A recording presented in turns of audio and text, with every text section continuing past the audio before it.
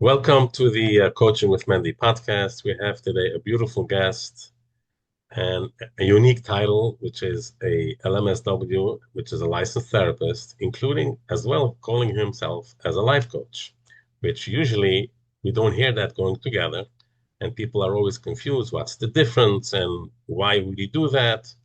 And I know him as a person that really is out there and helping people. And obviously, there's good reasons for that. And Fitz, if you can explain this to us, first of all, as far as your positioning here, that's quite interesting. I know. It's a very, very intriguing topic for people, especially because there are not a lot of people that have a degree, a master's in social work or a degree in therapy, and also kind of like call themselves a coach. So, first of all, thank you for having me. My pleasure. Um, hmm. um, Look, let me begin by sharing a little bit of my personal experience because I think that from sharing my experience, that will be the best way for this to kind of become clear to your listeners.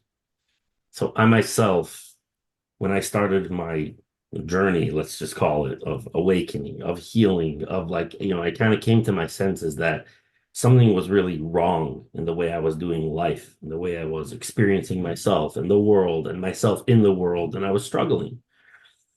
So my first address was psychotherapy. And I spent a good 5 years in psychotherapy. That included one-on-one individual therapy. That included group therapy. And I'm also a very psychoanalytically insightful kind of person. So I was immersed in the psychotherapeutic journey, the psychotherapeutic context. Spent a lot of money there, spent a lot of time there. And there's no question about it that it helped me to a certain extent. And yet, um, at a certain point, I started to feel frustrated. I started to feel that the gains that I was getting from therapy were painfully linear and incremental. And there was a sense in me that I'm not free. It almost felt to me like with every, new insight or new way in which I kind of came to understand myself or my past and how things were affecting me. And it almost felt like I was in a prison. And with every additional insight or breakthrough, it was like moving from like a small prison cell to a larger prison cell, then to the penthouse in the prison, a big TV screen and a couch, and it's like the amenities were getting better and better. And I was making progress, but there was a overall sense that I'm stuck in something. I'm in a jail. I'm in a prison. I'm not free. And there's something about these incremental shifts and changes that just they all felt linear. They all felt linear and there's this expression, beseder v'hadroga, like linear to my starting point, which was a starting point of not feeling completely liberated and completely free. And so it was at that point that my journey led me to start seeking out other modalities, you know, um, that included a lot of different things. And ultimately, finding spiritual psychology um, and transformational technologies that work at a different on a different level, and we can get into the specifics of that work on a different level than the psychotherapy that I had been experiencing, gave me levels of liberation, levels of freedom, levels of self-expression, levels of peace that I never got through the therapeutic process. So that was my own personal experience, my own personal journey. So I went to school, I got the LMSW. I thought I would want to be a therapist. And then eventually I kind of came to that place where I'm like, no, I get the value of therapy and the way in which it helps pull people out of like the darkest place, especially when they're just starting out. traumatization, darkness, depression. There's a lot of things that it helps people with, but I didn't really want to be like in that role. I wanted to be in a role where um a role that's more based on possibility than past, a role that's more based on the truth of our capacity to create rather than react. Um, Something that's really more liberated than what I felt I was getting in therapy. By what age did you start going into therapy, and what was the struggle that you had that you felt first therapy? So I started therapy at first in my young 20s, and definitely struggling with a lot of traumatization from difficult youth, different influences in my youth that made my upbringing very, very difficult for me. When you say that the attachment theory was missing,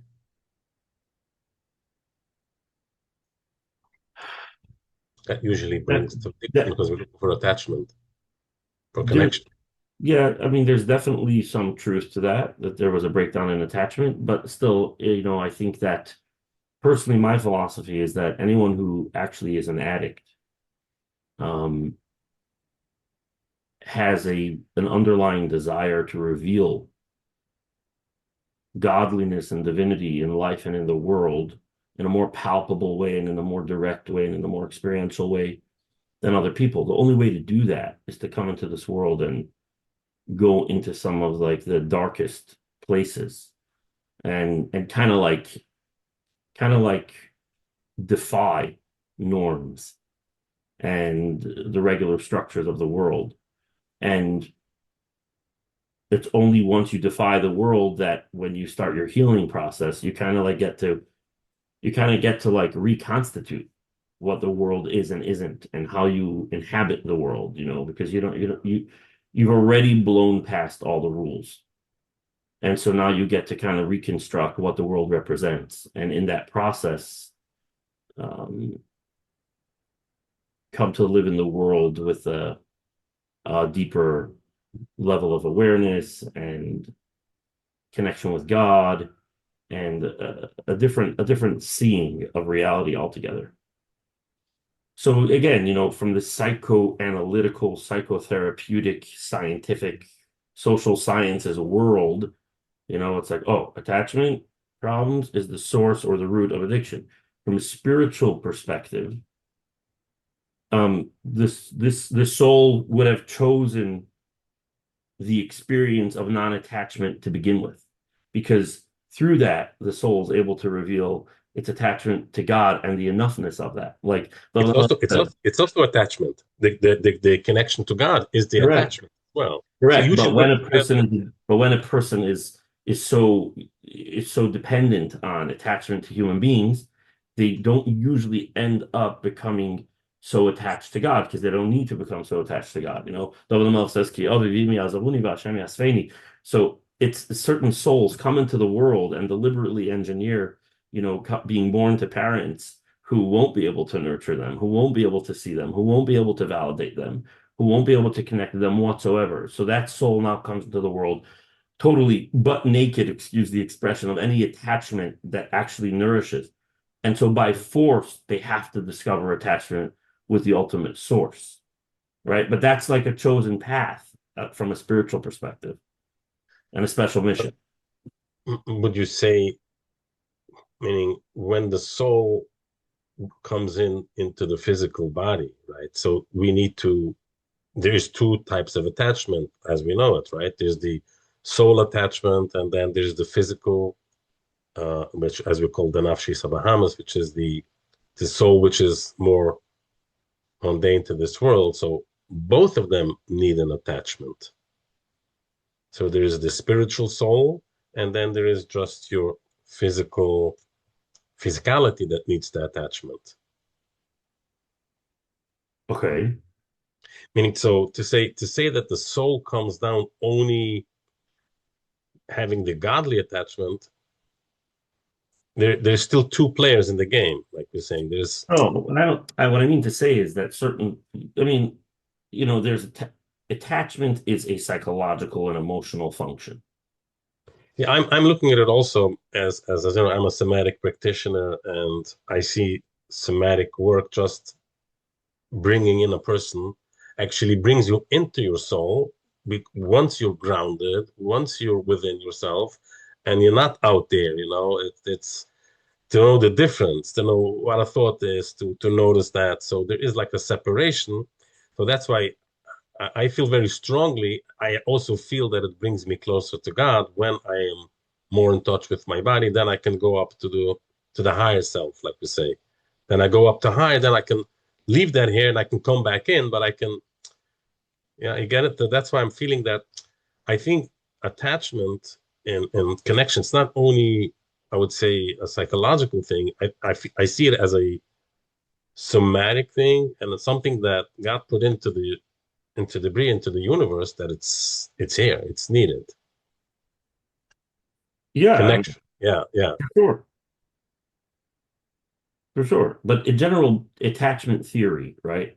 Hmm. Colby's attachment theory, it happens to a significant extent through the body and through physical touch, especially in infancy. Um, and And then, if you don't get it, there's problems later. right. But then also, then there's the psychological, emotional sense of safety and attachment that, et cetera, that as a kid gets older, it's not so much necessarily about physical touch. It's more about presence and, and having a place in the world that feels stable, that feels safe. So, there, like I'm saying, it seems to be that there are certain souls that opt for a path where there's less attachment with caregivers and less attachment with people because they crave to reveal what it could be like to be in this world, have attachment with God, and for that to actually fill them up, for that to give them a sense of safety, for that to give them a sense of connection, for that to give them a sense of presence and well-being, just the knowledge of God's presence and God's oneness in everything. But is that from a psychological point, or is that from a visceral point, feeling godly within yourself? Both. Both. So by feeling it visceral, that's where I feel that somatic work helps you to feel it visceral, because some people will only understand God as a intellectual way. Right? No, I'm not talking about intellect. Yeah, yeah, yeah. I'm talking about something that penetrates the body, the heart, Penetrates the the body, the nervous heart. system. Yeah. Being really open and vulnerable, you know. Mentioning, as far as you were talking about touch, one of the modalities that I work with is called transforming touch, which I work with adults. But when the adult is on the table, I'm seeing that adult as a baby. And there's a science. We work with the kidneys and the brainstem. It's a different type. It's called safe touch, transforming touch, which I see healing to people in addictions or in different things where, and then they go into spirituality. This is my experience, what I'm seeing. They go back, and like, I had clients that are in this 12-step program, and they didn't even start the first step, and they're already there for years. And by working with them through this method, it got them to do the program. It got them to do the steps. It got them to again, there's still a lot of work. It's not easy, and it's so very hard to watch when you work with an addict, and there's a lot of pain, because I do work with that. It's my heart goes out for them, but they really want to. And it's a matter of, there's a huge struggle. And maybe you can talk on that, because I've never experienced it, but I definitely feel for them very much. And somebody that experienced it,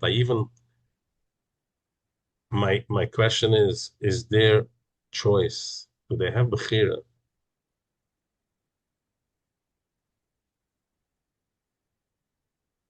can it come to a time? The only bechir they have choice is that they go to therapy. But what's your thoughts on this? If you went through this, I want to hear it from your mouth and your thing and your heart and your, because I'm watching it and it's extremely painful to me to watch. An interesting question. Um, I've come to learn that the question whether or not an addict has choice is not a valuable question, right? Meaning it may be an interesting question, but it's not a valuable question. And I'll explain why. In general, addicts are people who, you know, they they need to have a very, very visceral knowledge of God. They need to have a very direct and experiential um, walk, a life that walks with faith, with God, with trust. And philosophical inquiries usually live in the domain of the ego. Usually, you know, they usually they don't help a person with that level of need for the experiential. The conceptual is like a step removed from direct experience. It's like there's a philosophizer and there's a subject that's being philosophized on. And so that kind of creates a sense of separation from the direct experience of being in the moment and being alive and being here and being now when you step out of something to analyze it or philosophize about it. Addicts need that immediacy, that sense of here, I am now, God is here, God is now. Um, and to live like that all the time, every moment. So in general, um, philosophical questions and questions about what's objectively so are not very valuable for a person who wants to recover from addiction. They're actually distractions. Now, the ego always wants to do that. The ego always wants to run into the head and run into philosophy and run into conceptuality and ask questions and ask questions. And the ego is the kind of thing that like knowledge is power. Right? So if it gets an answer, it feels anxious when it has a question. And if the question gets resolved or answered, it feels at ease. But that's not, and like I said, so the question may be interesting, but it's not necessarily really valuable for a person who's recovering, whether they have choice or not. So that's a general introduction about all, like philosophical questions or dialectics. Um, a lot, and this is something that a lot of from people struggle with, especially because from people are used to, learning Shim and Shkup and and the Sfas Emes and and being choker, alumnus, right? And things that are very, very, very meaningful to the mind, to the intellect, to the kin, Academics, learning academically. and Yeah, even philosophy and spirituality, learning Chassidus, learning Musar. right. So we're used to that, but the addict, it's like libi ufsori iranu el ke'el. My heart and my flesh sing out to the living God, right? So in other words, the addict really, Carl Jung was the one who told a fellow by the name of Roland Hazard, who ended up being very instrumental in Bill Wilson's life. Bill Wilson ended up creating Alcoholics Anonymous. Carl Jung wrote a letter eventually to Bill Wilson and told him that the addict goes for spirits like whiskey, alcohol, spirit, Yeah, because they're craving spirit, right? And he sure. quoted David Melch and Tillim saying, right? So the addict needs a direct experience of the present moment, of God's love, of God's grace, of God's power here and now. All philosophical questions like that are not valuable, and they just kind of like distract him and confuse him. In terms of the question itself, it seems that it's a very difficult question to answer objectively, because even in the 12-step program, there's an expression that says, without me, God won't. Without God, I can't. So there's never a being off the hook. There's never such a thing as an addict telling himself, I don't have a choice. He has to bring every last bit of everything that he's got, right? And take responsibility for his life and for anything that he does. At the same time, part of the spiritual solution of the 12-step program is to admit powerlessness. To admit powerlessness is a choice, though. It's a choice to adopt a context or a worldview or a position to take the position, right? That when it comes to this, I have no power. And that's a function of humility. It's almost like saying the buck of my ego ends here. Because that's really what's going on. What's really happening is the ego always wants to assert itself and act as if it can do anything. So my question is, if saying powerlessness, and then the addict is going to say, I'm going to act out because I'm powerless.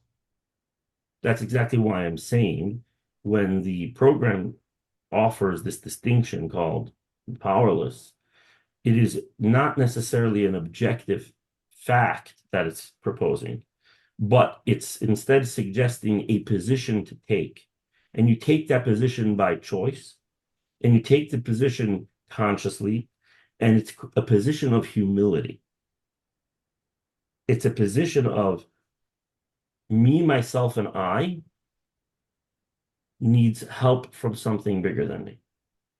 Oh, that's humility, because we usually don't want to accept help. We usually want to feel the self-sufficiency of being able to do it on our own. So the 12-step program is a spiritual program. It's not really a philosophical truth. It's a spiritual program. So the essence of the admission of powerlessness is humility. It's saying, I on my own am limited. That's a function of humility. And where there's humility, God can come in. Where there's humility, right? But where there's humility, God can come in and the person can live a whole different kind of life. So, number one, it's not like a philosophical statement that an addict has no choice. It's the first step of recovery is to take the position, I can't do this on my own. I need help. It's a position of humility. If an addict goes ahead and then uses that as some kind of objective fact that he now has taken on to justify his addiction or to be a victim, that's just a manipulation. Right. But sometimes maybe they're not using it, or the fact is it's happening. They're acting out and they says, I didn't have a choice. Like they can say, I experienced this already with clients. I just, is in the program, and then I just had to act out. I like, it's like he was drunk. We were talking about sex addiction. It was like totally acting out. And it also took a long time. You were mentioning already to an addict that is already connected, knows about God. He was angry at God. I don't know about God at the time. So, Yeah. but that's because of his nervous system and all that happened to him, which that I feel that particular part, which the 12-step program didn't give him, that's where I helped him in order to bring in the God. Then you can go back and have that start working the steps. But sometimes he says, I just didn't have a choice. So again, there's going to be, he has a choice. He can throw away his money, give it away to his wife, not the credit card. There's certain things that he can do, but that is when I hear that, I'm trying to understand that. What is that I just like, I didn't have a choice. I had to go do it. Did someone force him? Nobody forced him. So there's something to look at there. What does it mean I don't have a choice? It may feel like I don't have a choice. It may feel like that. That's true. And it does feel like that a lot of times for addicts. But does that mean that I don't have a choice? And just looking at that question is already a function of humility. Looking at that question already begins to open the person up. It feels a certain, because addicts are used to living exclusively by their feelings, not by reality. So again, it's an inquiry. It's an inquiry, right? It's like it felt like I didn't have a choice, and that's true. But did anyone force you? No. So what's actually happening here, right? So that it's all worthwhile to explore and to look at. And any kind of somatic experience or breath, or any intervention that is going to help an addict become more embodied, connect the dots, and recover is great, you know. Definitely, definitely. Yes, that's yeah. Breath is also one of the things, breath work, which I do, and I do see, change and all that. What support would you tell to an addict? They're in the program, they're struggling, they're there. What can you tell them? What should they do? How should they? What approaches should they do? Besides the 12-step program, should they go to therapy? Should they go to coaching? Should they go to breathwork, to somatic work? I know there's a sponsor. They should really what in order for them to move ahead. What support can you give to them? The way I see it is as follows. There's childhood and there's adulthood. Okay, these are the two fundamental. I mean, life is kind of like divided into childhood and adulthood. Yeah. The 12 And step, sometimes the childhood, even in adulthood, pops up. okay. Yeah. But Knowing your inner child. what I'm trying to say is these are two contexts. Could they both exist in the same time? Of course. But they're two distinct contexts, and understanding each one is important. Um, to me, it seems that the 12-step program is a spiritual program, and it really is a very adult program. Okay. What does that mean? It means a person has to take responsibility for their life. A person has to take ownership of their choices. A person has to make a decision. I want this, and then leave no stone unturned to get it. They have to leave nothing to chance. They have to bring a very, very radical level of willingness, of determination, of commitment, of hard work, of sacrifice. It's an adult game. Many addicts are still trying to resolve things from their childhood. In other words, on some level, they're still children. Right.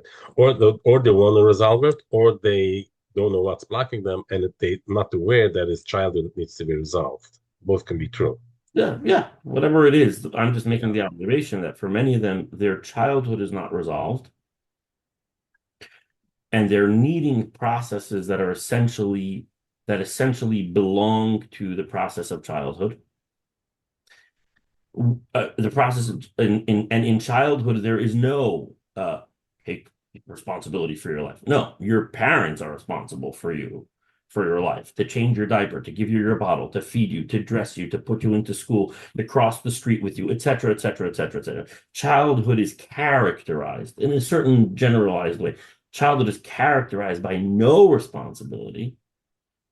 Adulthood is characterized by all responsibility. And a good adult, right, has enough.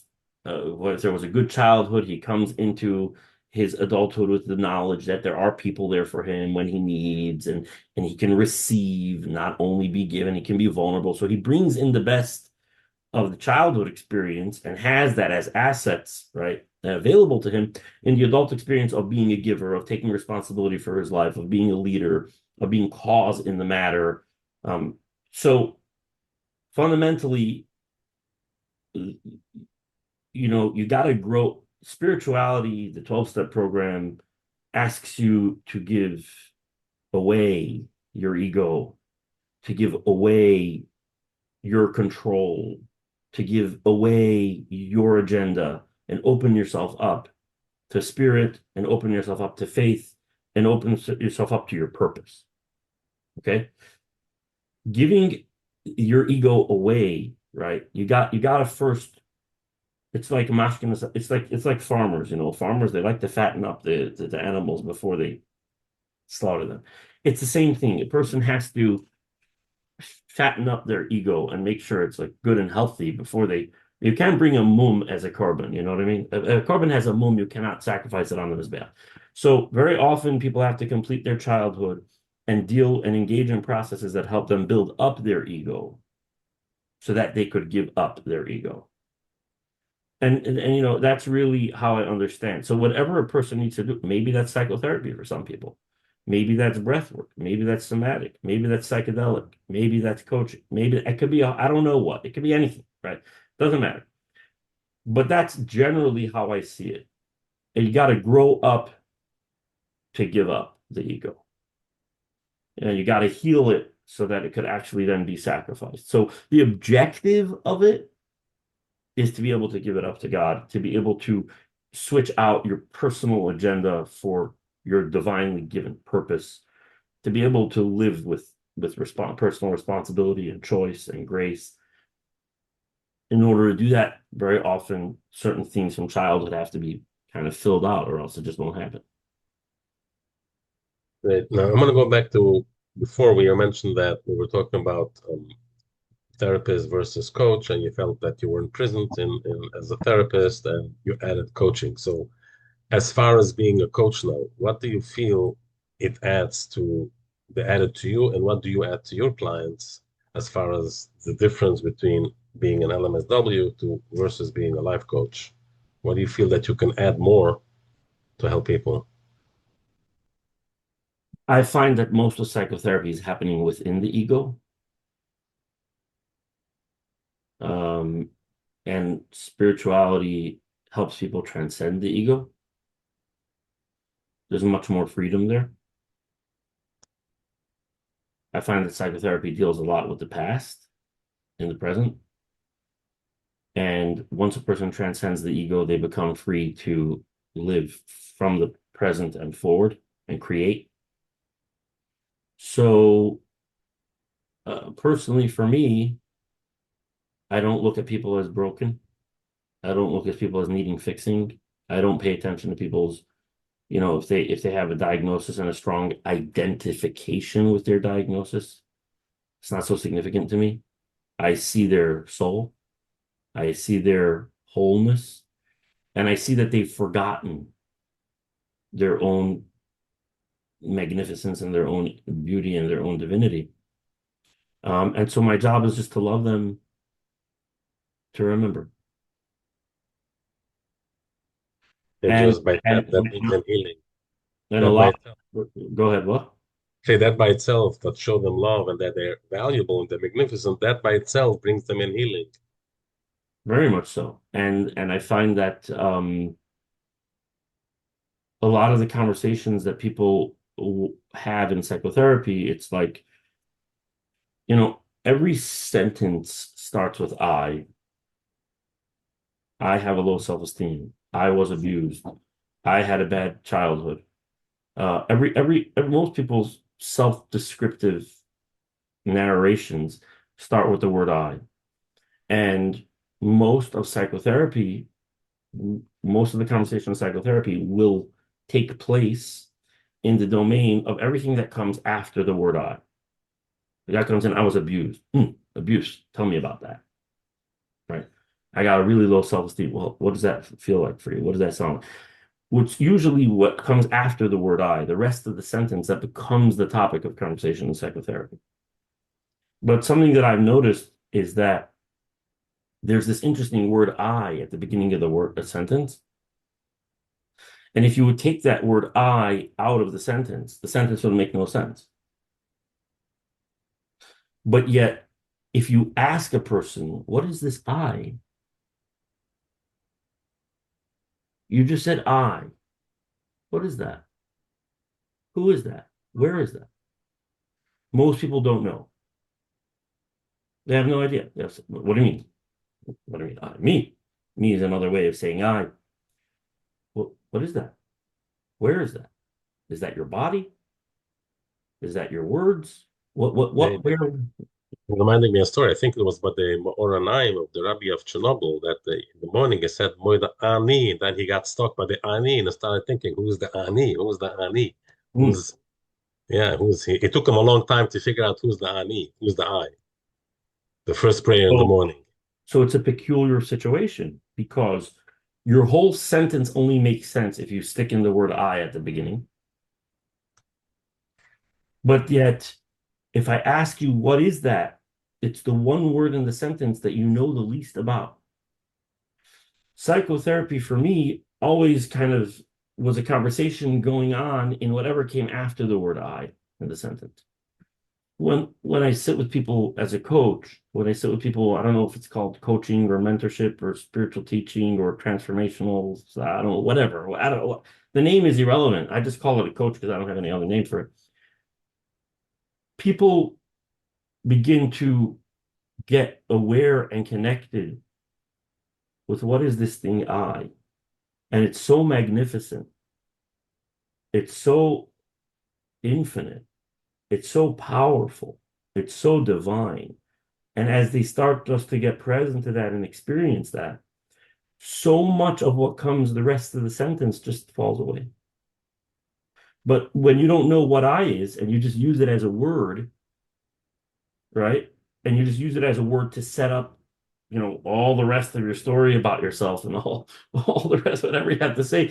So then it can be a long, arduous, painful, protracted process trying to work out all the, let's get rid of the bad self-esteem. Let's get rid of the abuse. Let's get rid of this. That's a lot of busy work. Once a person can discover what is I, there's a light that fills up their mind, their heart, and their body, a sense of awareness, a sense of presence, and a sense of possibility, out of which they can get to begin to create entirely new narratives, entirely new structures. And there's nothing more vitalizing for people than creating from that most primordial core sense of being itself. And maybe that's like a little high level, but that's how it came through me. So yeah, let's talk on the low level when a person comes in, and what will be the method or to know to make them aware of the I. What's the how do you do that? There's no method. Once I am busy with a method, I'm not present. Hmm. That's your point. Meaning to say, being in the present and where two eyes connect, two souls. That has looked like 100 different ways. With one person, it could look like they come into the office. We sit in silence for 15 minutes looking at each other. Some men don't even know how to look at another man for 5 seconds or 2 seconds without laughing, without getting uncomfortable. But for some people, that's what it looks like. They come in, I'm blank. We're just looking at each other. And if there's no, and so the noise starts to quiet. And there's a sense that there's something bigger on offer for their life than all the words that they want to tell me about who they are and how they are and what they need. And for other people, it could look like they'll talk the whole time and I won't say a word. And just in the experience of that, something falls away. For other people, it could look like dialogue. It happened the other day. Someone just came over to me middle of the street. They're like, remember 3 years ago, I was in your office and you prostrated yourself on the floor during our conversation. That that set off a very powerful process in my life that's been going on since then. I didn't plan to do that in the session. We were talking, something came up, and there was a need I was moved to prostrate myself on the floor to demonstrate something in a really embodied way. And boom, somehow that opened something up for him. So there's no method. And I find that that's particularly powerful for people. So would we say that we call that authenticity? Definitely, that could be a word Because that's connected. I know there's actually Rab Nachman in Breslov says in one of the Torahs in Lakita Maran, he's actually talking to people that are bringing people closer to, and it could go for a therapist or closer to Judaism or closer to any type, closer to God, even if non-Jewish, whatever it is.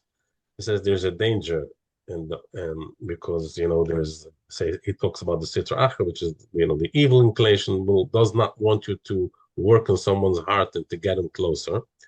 So he says the only way to protect yourself is he says, tzedek, the emes, being authentic, basically, when I'm taking and being pure, being holy, being all of it, then you're going to have a success in what you're doing. And if not, you're playing with fire.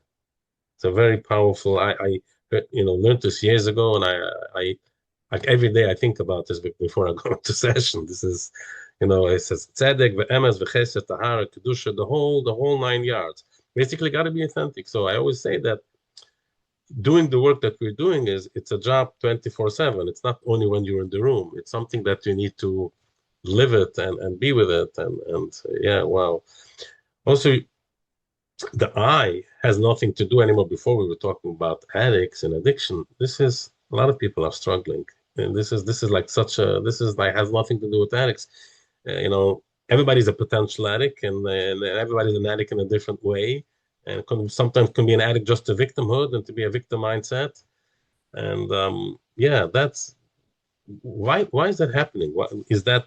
What God wants from us these days? Is this what's causing it? We have a beautiful yeshiva system and school system and everything, but there is, again, I can tell you my answer. What I tell, I don't know the answer, but when a client comes in, I tell them one thing: when you go to driving school, they teach you, you're taking the test, and when they let you out after the road test, it doesn't mean that you're the best driver.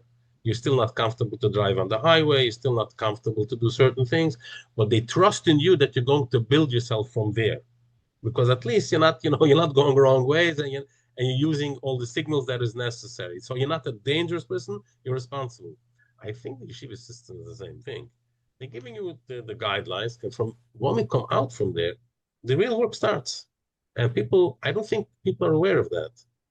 This is thing that I feel that is missing of again, there's a certain awareness, and then yes, you need to work on yourself. You need to work on, like I said, who's the I? What is the I? What is the I want? What is the I pulling to? What's your thoughts on this? How do you? This is my perspective. What I always see. And you will never know who's struggling, but I would say so many people are struggling in a different way, and it's a pity. Like you said, one thing which you always need to reach out to help. Even I reach out to help. I have my people that I go to. We always have to go because I think that's the way Hashem God created the world. That you know the rain has to come to the earth, and if not, it's not going to work together. That's what's your thoughts on this? This is such a strong topic and subject because people, no, I don't need this, and no, it's not a shame. It's okay. This is the real work that we're here for, the avoidu, like we call it. Yeah, I mean, look, I don't really connect. I don't really connect the two conversations, meaning the yeshiva system and this, because there's a pretense that yeshiva can or is supposed to create enlightened beings. Like that's not. I don't. It's not a tushtel. I don't think there's any tushtel. Yeshiva is just it's a system. It's a school system to educate you. And of course, there can be improvements in the yeshiva system. Of course, Every system has flaws. There's every no system. system, Every exactly. Could there be improvements in the yeshiva system? Sure. Could some of those improvements include a little bit more depth? I mean, look, I come from Chabad. Obviously, in Chabad, we're not just learning Shor Sapara morning tonight. We're learning Chassidus, and Chassidus Chabad is a very, very kind of open conversation about why are we here? Why is the world here? Why does the soul even come into the body? What is the overall picture? So a lot of rich conversations that do equip us a lot better than what I've seen in other places to go out into the world and not be completely disoriented by the world and by life. So Baruch Hashem, but regardless, even in Chabad, there can be improvements in the system, improvements in embodiment, improvements in how much love is happening. All systems could use improvement, all yeshiva systems could use improvement. So that's a constant. And we could talk about improvements that potentially a yeshiva system could make, but I don't believe fundamentally that these are problems that are meant to have been addressed by yeshiva system, and we're in a broken system that are not being. No, no, no, no, no. Every individual soul is on a path over here to discover what it is, to remember what it is, You think about the entire Bria, according to Chassidus and Kabbalah. The Eibishter created a chol makom, meaning he created some possibility for his presence to be unexperienced. And that's where the world is, right? And why did he do that? So that in that place, the experience of his presence can be actively engineered and uncovered and revealed. So this is the underlying desire in all of consciousness, in all of the cosmos. So it happens for every individual as well, that we come into this world. And the ultimate trajectory, the ultimate growth arc that we're all on is to remember who we are, to encounter the truth of who we are.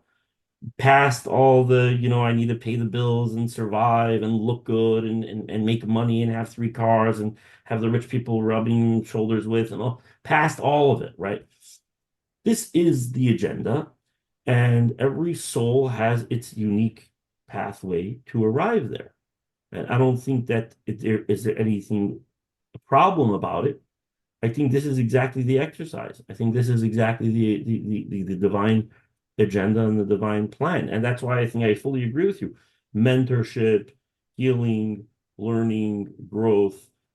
These are not, there's nothing to be ashamed. I mean, this is, You're my normal. You're doing that. We just have to normalize it. a lot more. It's not just normal. It's beautiful. Like that's how we grow. We grow from people who are embodied, and we in spending time in their presence, and we grow from learning from people, and we're all kind of growing in the direction of Mashiach, in the direction of discovering who we really are, in the direction of experiencing the magnificence of being the godly beings that we are in this physical process. So yeah, I don't see any problem really. Do the yeshiva systems need some help? Yeah, sure. You can help, Yeah, you can increase and improve the yeshiva systems tomorrow. They're collective systems. Ultimately, a person needs to leave the system and start discovering how all yeah, of that from scratch. is for them Yeah, and, and reveal that. beautiful, beautiful, beautiful thing. So, since you said you're from Chabad, and actually, first of all, I do also learn a lot. I learn Tanya, I learn Chabad because I definitely feel it's part of it. But tonight is the big Yortzat as the memorial of the last Lubavitcher Rebbe. Can you tell us something that he was lighting up the world? Give us a word that he said, something that he was all about bringing light to the world. Give us something that will give us strength to continue. When the Rebbe was turning 90, yeah, this is me with the Rebbe. Wow. Some attachment over there. Yeah, yeah, yeah, yeah. Nice, nice. Anyway, when the Rebbe was turning 90, a reporter came by and asked the Rebbe, what's your message to the world on the occasion of your 90th birthday?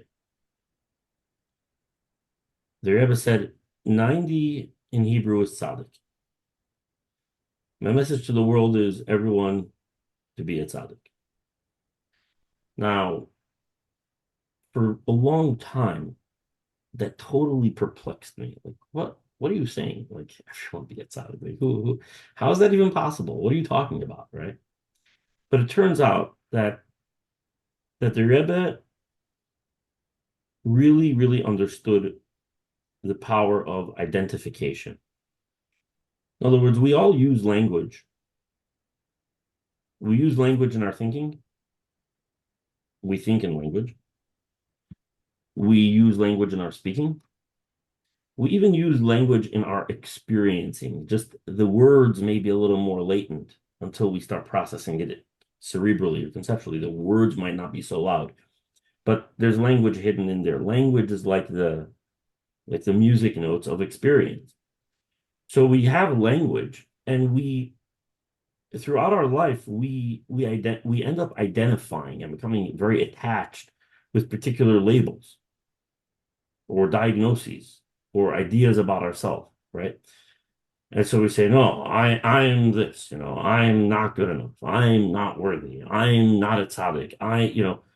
There's the I, by the way, over there, and we use that whatever that power is to attach to a list label or that label or this identity or this belief about ourselves. And then we just experience that as our who we are.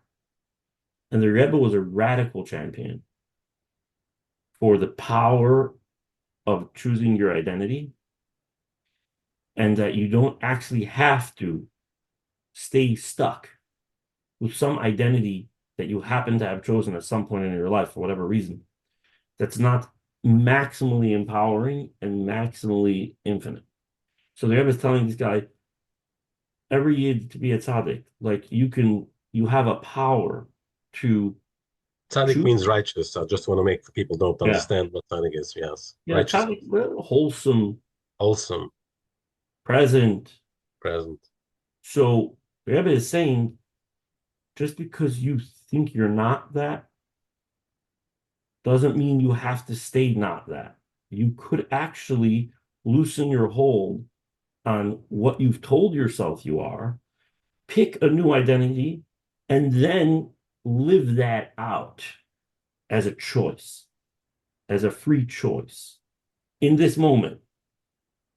So that's, I think, one of the most powerful transformational themes that there ever just never stopped to communicate. Like, you don't have to be buried under an identification that you picked up from your father or your Rebbe or your stepmother, whatever. You don't have to. You can choose a new identification, and it might feel new for you, but you can choose it and then start to live from that as a choice in any given moment.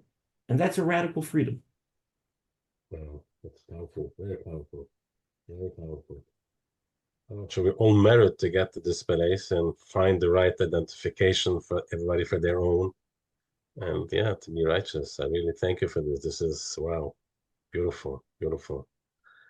So the schus from this Rebbe's word and the Yortzeit coming up, and everybody that needs a Yeshua healing, a spiritual healing, or physical healing, emotional healing, they should have that. And if people want to contact you, what's the best place? We're going to type it actually as well, but where would they best? Is it an email or is it a website? You can email me at fitzrabin at gmail.com or WhatsApp me, Okay. So we'll put that out on the bottom of the clip. right? I mean, maybe for people who listen to it, I'll just say my number is 917-500-3833. Great. I thank you so much. Very powerful words and very inspiring and inspirational. And keep up this work that you're doing and the light that you're shining to the world. And hopefully we can do this again. I feel very uplifted just by talking to you. Baruch Hashem, I'm glad. Thank you. Thank you I'm so much. Atem. Okay. Great. Tzlach Thanks. Rabba. Thank you, man.